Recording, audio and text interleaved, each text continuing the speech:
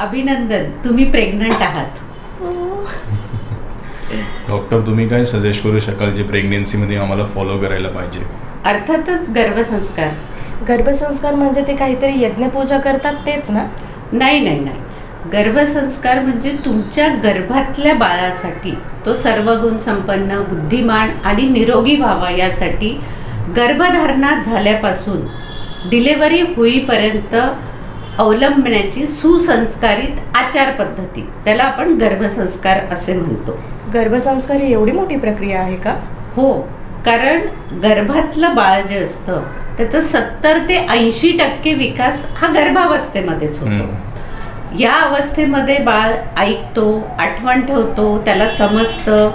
यावेळेस जर आपण काही खास ॲक्टिव्हिटीज केल्या तर त्याचा इम्पॅक्ट हा डायरेक्ट बाळाच्या व्यक्तिमत्व, बौद्धिक क्षमता, शारीरिक क्षमता याच्यावर होतं. ही माहिती खूपच नवीन आहे आमच्याकरिता. हो ना, गर्भसंस्कार ही एक खूप चांगली प्रोसेस आहे.